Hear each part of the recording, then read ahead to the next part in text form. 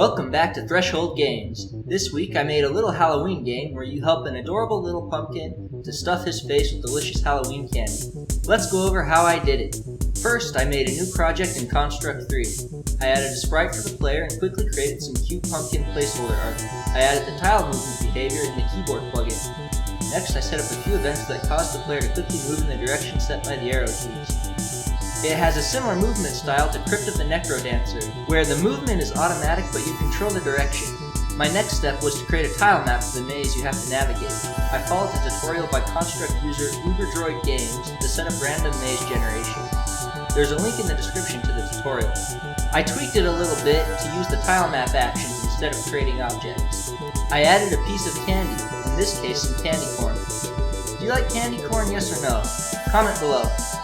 I set up a few events that spawn a piece of candy over empty tiles and made it so that only a few would spawn instead of all over. Next, I tried to make it so the players spawn randomly on the map. The first few attempts had some unexpected results. My old buddy, the trigger once while true condition, came to my rescue once again. I made it so that the game speeds up every round. I tried adding some ghosts that would chase the player like in Pac-Man, but I couldn't get their behavior just right, so I cut them out. Next, I got started on the artwork. I picked some nice spooky purples for this tile set. It took me quite some time to get my tiles to tile properly.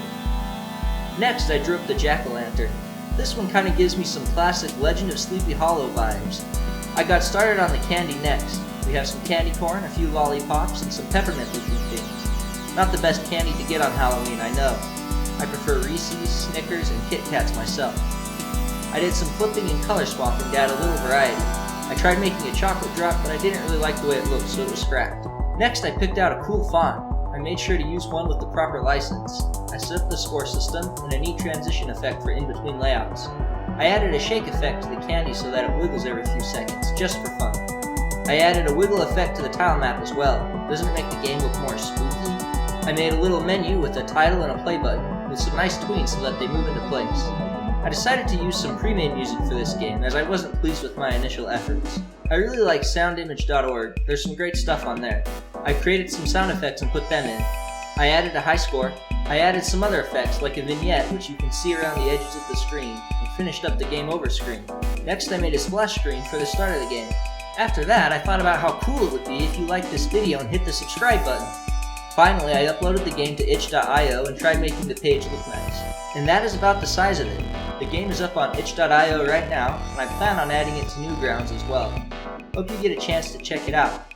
There's one little problem where the maze will occasionally create a room and spawn a candy inside that is unreachable. If you can think of any way to eliminate this edge case, let me know in the comments. Most of the time it should be okay though. Thanks so much for watching this video and happy Halloween everyone!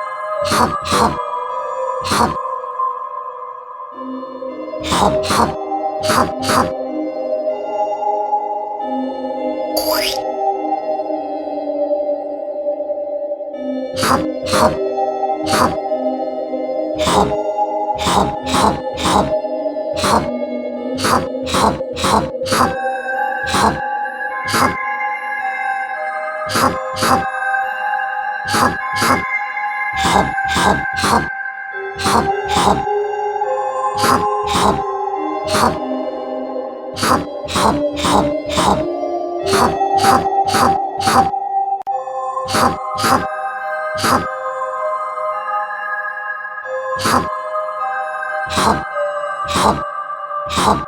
Hop,